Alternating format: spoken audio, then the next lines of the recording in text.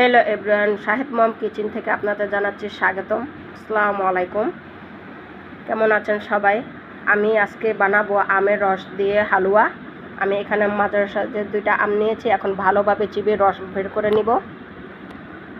এইভাবে চিবিয়ে রস বের করে নেবেন।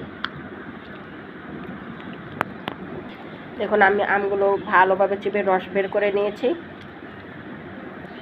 চুলাতে একটা কড়াই বসে দিয়েছি। কড়াইটা গরম হয়ে গেছে। এখন দিয়ে দিব পরিমাণ মতন ঘি। 2 টেবিল পরিমাণ মতন ঘি দিয়ে দিয়েছি। আর ঘিটা গরম হয়ে গেছে। এখন দিয়ে দেবো কয়েকটা কাজু বাদাম, একটু হালকাভাবে ভেজে নিব।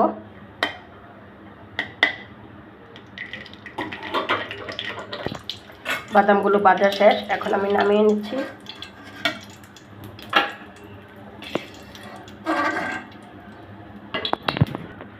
এখন দিয়ে দিব হাফ কাপ সুজি।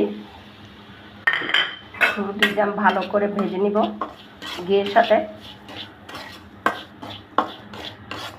মিডিয়াম লো আঁচে ভালো করে ভেজে নেবেন। চুলা আঁচটা বাড়িয়ে দিবেন না, তাহলে পুড়ে যাবে।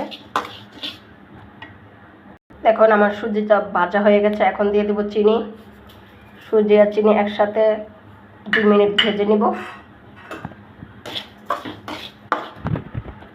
দেখুন 2 মিনিট ধরে আমি সুজি আর চিনি একসাথে ভেজে নিচ্ছি।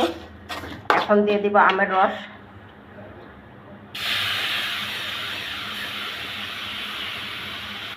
ভালো করে মিশিয়ে নিব।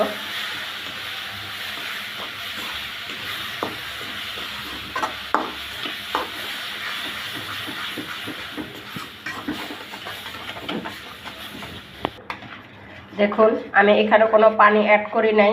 আমের রস আর চিনি করলে পানি উঠে গেছে। এখন সুজিগুলো ফুটতে শুরু করেছে।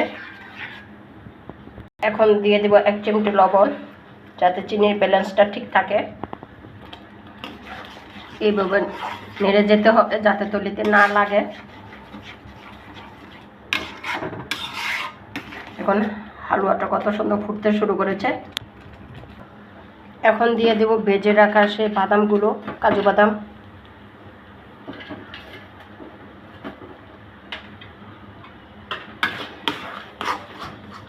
দেখুন আমার হালুয়াটা কত সুন্দর হয়েছে।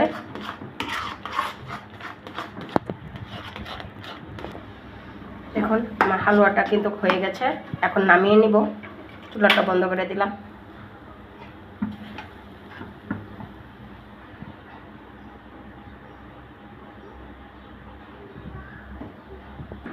এখন আমি ছড়িয়ে দিব শুকানোর জন্য।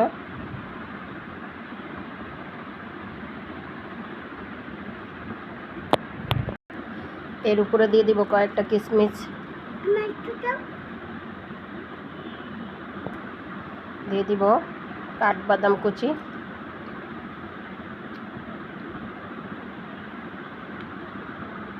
দেখুন আমার হালুয়াটা কত সুন্দর হয়েছে।